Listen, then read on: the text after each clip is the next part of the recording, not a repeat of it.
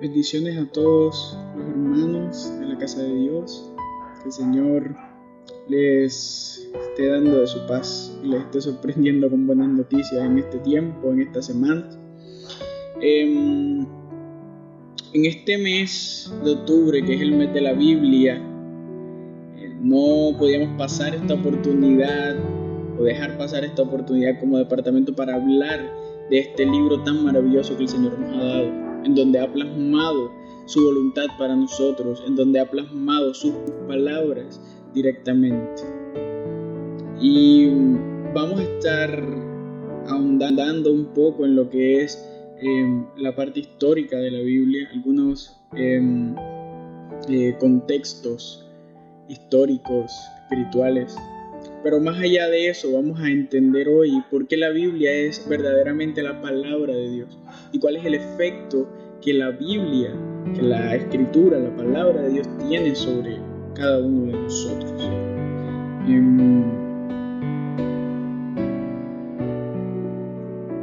Y también vamos a poder entender cuál es el poder que tiene la Biblia cuando la atesoramos en nuestro corazón y la ponemos en práctica. Entonces, para comenzar, etimológicamente hablando, la palabra Biblia es el plural del vocablo griego biblión, que significa libro. Por ende, la palabra Biblia significa biblioteca o colección de libros. Pero más allá de eso, y lo que más nos interesa saber es que la Biblia es verdaderamente la palabra de Dios. Eso es lo más importante aquí. Y es lo más importante en todo lo que vamos a hablar a lo largo de este estudio bíblico. Es que la Biblia es verdaderamente la palabra de Dios. Y Él nos la dio para que a través de ella pudiéramos conocer cuál es su carácter, cuáles son los mecanismos existentes para establecer una relación con Él y cuál es el propósito de la existencia humana. Además nos muestra el plan de salvación que el Señor ha diseñado para la humanidad desde antes de nuestra creación. Y nos lo muestra de una manera separada en libros. Y estos libros, aunque forman obviamente un todo armonioso, están divididos también en dos grandes secciones que todos conocemos claramente, el Antiguo Testamento y el Nuevo Testamento,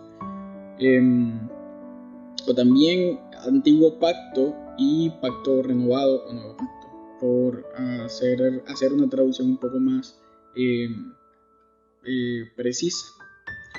El primero relata obviamente los orígenes de la creación, la elección de Israel como medio para la restauración del mundo, las crónicas de los líderes políticos y espirituales, así como el trato de Dios con ellos, con el pueblo y en general con toda la humanidad. El Nuevo Testamento, por su parte, nos revela a Jesucristo, a el Mesías Redentor que fue anunciado a lo largo del Antiguo Testamento. Debemos entender que toda la Biblia se trata de la obra del Señor Jesús y que toda la Biblia apunta hacia Él y que Él es la palabra hecha carne, lo dice la misma Escritura. Entonces, en estos escritos del Nuevo Testamento encontramos la vida del Señor Jesús y su obra salvífica, encontramos instrucciones para la vida cristiana, aclaraciones y revelaciones del Antiguo Testamento y, además, el plan de Dios para el futuro de la humanidad. Dentro de estas dos grandes secciones de la Biblia se encuentra un total de 66 libros oficiales. Y bueno, de pronto nos surge la pregunta, bueno, ¿y cómo se escogían estos libros? ¿Cómo se hizo un canon bíblico oficial? ¿Cuáles eran los aspectos que se tomaban en cuenta? Pues simplemente tomaban los encargados de esta tarea tomaban 5 aspectos para poder establecer si un libro iba a ser parte del canon o no iba a ser parte del canon bíblico. El primero es auditivo, provino de la mano de Dios, tiene el libro un divino autoritativo, es decir, así dice el Señor. El número 2 es profético, es decir, fue escrito como un mensaje dado por Dios para la humanidad. Fue escrito por un hombre de Dios. El número 3 es auténtico. Los padres de la iglesia eran partidarios de que si existían muchas dudas sobre el origen de un libro, era mejor no incluirlo, porque el simple hecho de dudar sobre si un libro era parte o no era parte de la palabra dada por Dios a su humanidad, entonces no era ni siquiera digno de considerarse un libro del canon oficial de la Biblia. Número 4 es dinámico, es decir, es capaz de desatar el poder transformador de Dios que cambia vidas. Y número 5 fue recibido, organizado y utilizado, es decir, fue aceptado por los ministros y fieles de Dios. Estos eran los 5 aspectos que se tomaban en cuenta, los 5 puntos que se tomaban en cuenta como guía para poder establecer todo lo que hoy conocemos como la Biblia en su máximo esplendor. Sin embargo, en el caso específico del Nuevo Testamento, los elementos principales para aceptar el libro era, por una parte, el hecho de que tuviera la inspiración de Dios, y por otra parte, el hecho de que fuera un libro apostólico, es decir, escrito por un apóstol o por un seguidor de uno de los apóstoles. En definitiva, el canon total de la Biblia cristiana contiene 39 libros en el Antiguo Testamento. Es el mismo que se empleaba en Israel en su enseñanza de la Escritura, pero con la organización un poco diferente, y 27 obviamente en el Nuevo Testamento. Ahora bien, es importante tener en cuenta que todos y cada uno de estos textos funcionan como una unidad continua y armoniosa. Que la división en 2 secciones tan grandes no es para decidir que un libro tenga una mayor autoridad o una mayor prioridad sobre otro, sino que nos ayuda a entender que la Biblia es una unidad inspirada verdaderamente por Dios y que es confiable. Segundo de Timoteo 3:16 nos dice: toda la escritura es inspirada por Dios y útil para enseñar, para redarguir, para corregir y para instruir en justicia. Ahora bien, entiendo que todo el mundo se ha preguntado alguna vez: ¿cómo sabemos que la Biblia es realmente o proviene realmente de la boca de Dios o de las palabras de Dios y no proviene del invento de alguna persona que dijo: ay, me voy a inventar un libro que sea una división de 66 libros y pues me voy a poner a escribir lo que yo creo que es? Hay diversas razones que nos confirman esto. Número 1, el carácter de los autores bíblicos. Los que afirmaban ser inspirados por Dios poseían un carácter moral y espiritualmente muy elevado. Y al menos hay 2 cosas que hacen del todo improbable que ellos fueran mentirosos. La primera es el hecho de que continuamente pueden apelar a sus lectores en cuanto a la verdad que proclaman. Y la segunda es que muchos de ellos, la mayoría de ellos, especialmente en el Nuevo Testamento, sellaron sus palabras con su sangre, es decir, estaban dispuestos a morir por la verdad que enseñaban. Número 2, la continuidad bíblica. La Biblia fue escrita por más de 40 autores, entre los que figuraban pastores, políticos, filósofos, eruditos, rabinos, campesinos, cobradores de impuestos, sabios, etc. Y que vivieron a lo largo de un periodo de 1600 años entre ellos. Sin embargo, es un libro completamente armonioso y no una colección de libros sin correlación. Además, podemos adicionar a este hecho que los autores no solamente estaban distantes entre sus épocas, sino que estaban distantes también la mayoría de ellos, entre los lugares donde habitaban.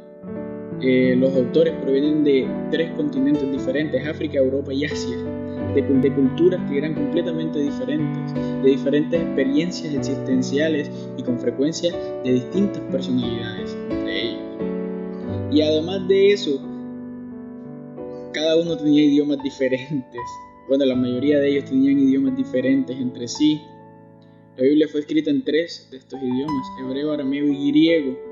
Pero esto es lo que nos ayuda a entender, es que aunque fueron diferentes instrumentos, fue el mismo Dios quien los inspiró a todos y se reveló a lo largo de las páginas que todos estos hombres escribieron. Número 3, la inerrancia bíblica. Esto quiere decir que la Biblia solo enseña la verdad y nada más que la verdad. La verdad puede incluir aproximaciones, lenguaje descriptivo y narraciones diferentes de un mismo evento, mientras estas narraciones no se contradicen. La Biblia es inerrante en que dice la verdad y lo hace sin error en todas sus partes y con todas sus palabras. No se contradice a sí mismo. Y aún más allá de eso debemos agregar que ella se interpreta a sí misma. Si no fuera así, el Señor no habría afirmado que el hombre vive de toda la palabra que sale de la boca de Dios en Mateo 4:4. Número 4. La Biblia es confirmada por la historia, no solo por sí misma, no solamente por un grupo de personas que dijeron, ay sí, esta Biblia, esto es la palabra de Dios. La Biblia es confirmada por la historia. Un gran ejemplo, y por mucho el más sorprendente, es el del historiador Flavio Josefo, quien en su obra Las Antigüedades de los Judíos relata sobre la Biblia, sobre el Señor Jesús y confirma lo que está escrito en los Evangelios. Ahora bien, otro aspecto histórico importante a tener en cuenta es que muchas de las profecías escritas en la Biblia ya se han cumplido. Tenemos ejemplos de profecías del Antiguo Testamento que se cumplieron en el Nuevo. Por ejemplo, las que se encuentran en Mateo 1, 22, 23 y en Isaías 7, 14, o las que se encuentran en Mateo 7, 9 y en Isaías 29, 13, entre otras. Y además también entendemos que en muchas profecías, hay cientos de profecías que se han cumplido y que pueden ser confirmadas históricamente hablando. Número 5, la Biblia es dinámica, es decir, tiene la capacidad de cambiar vidas. En 2 de Timoteo 3:16 se nos dice que la palabra es útil, que es inspirada por Dios. El vocablo griego que se utiliza aquí, inspirada por Dios, es theoneustos, que significa que toda la escritura es exhalada por Dios, sale de la boca de Dios. Cuando dice que es útil, quiere decir que es beneficioso o ventajoso para nosotros. Y luego nos dice que es útil para enseñar, es decir, didascalia, lo que quiere decir doctrina para la vida o enseñanza para la vida, para vivir una vida correcta, que es útil para corregir, epanortosis, que significa restaurar a un estado correcto la vida o reenderezar o reencaminar la vida. Nos dice que también es útil para reprensión, elecos, convencer del error o redarguir, y que es útil para instruir, paideia, que es la instrucción y disciplina dada para guiar a un niño hasta llegar a su madurez.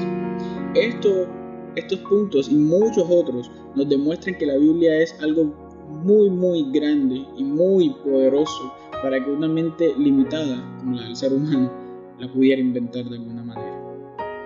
Y esto es lo que nos ayuda a entender que verdaderamente la Biblia es la palabra de Dios, es una palabra dada por Dios a los hombres.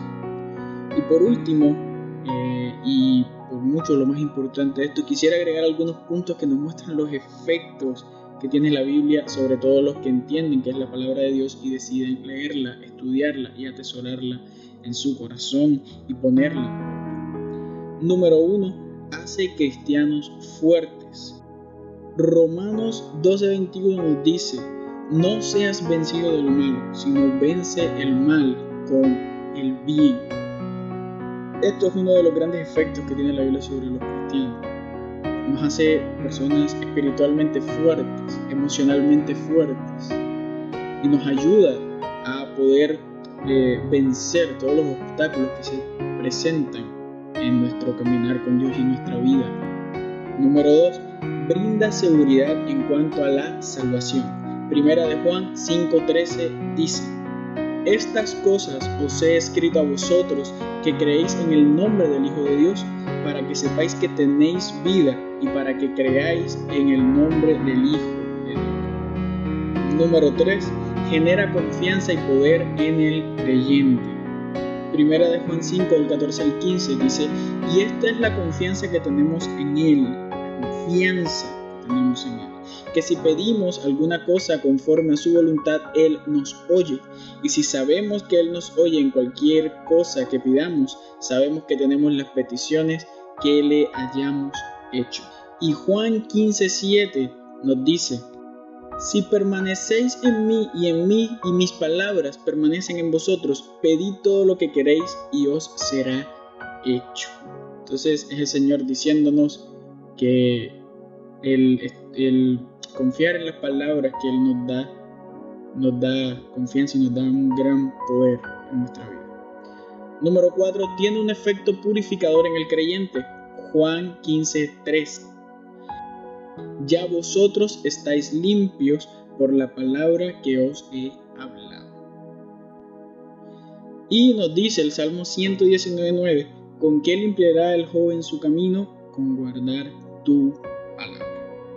No es solamente leerla, sino también ponerla en obra, también estudiarla, escudriñarla profundamente. Eso es muy importante para nuestra vida. Nos da una renovación mental, emocional, espiritual, etc.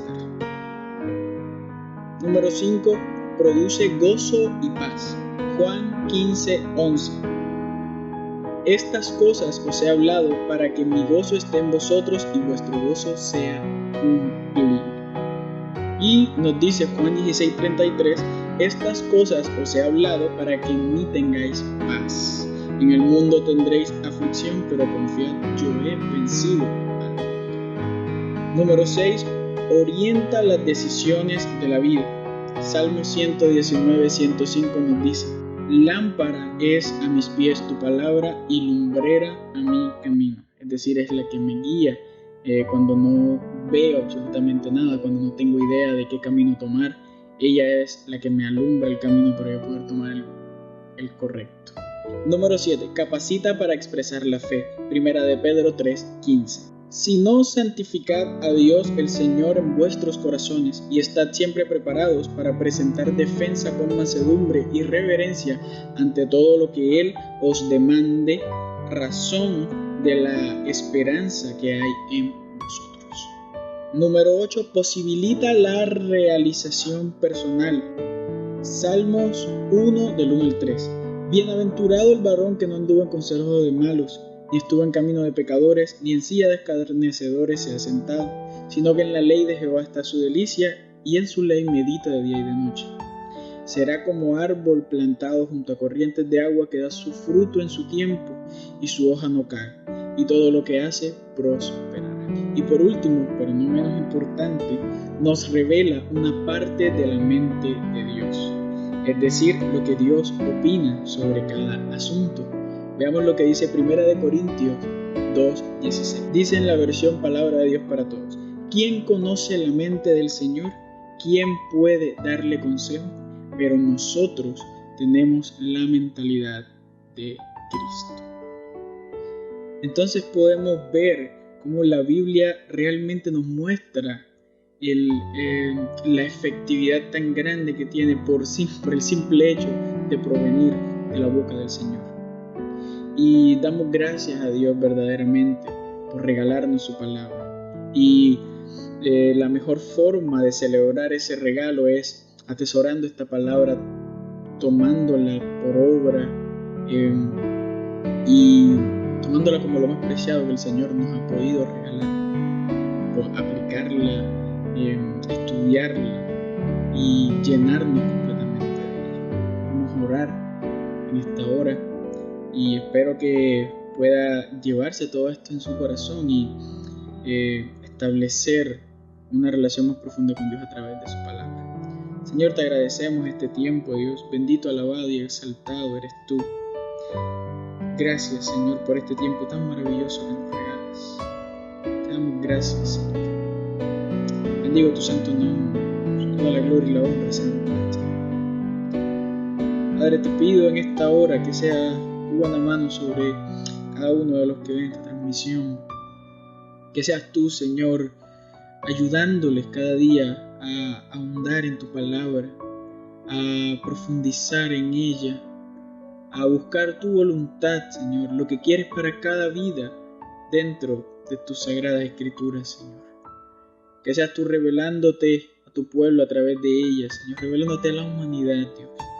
Y que seas tú, Señor, en tu bondad y en tu gran misericordia, revelándonos y revelándote tú mismo, Señor, a través de ella en nuestras vidas, Señor. Te alabamos y te bendecimos y te damos a ti gracias, Señor, por lo bueno que eres, Señor. Y te doy muchas gracias por este tiempo. En Cristo Jesús. Amén y amén. Muchas bendiciones a todos y espero que el Señor les llene de mucha paz y que les bendiga en sobreabundancia.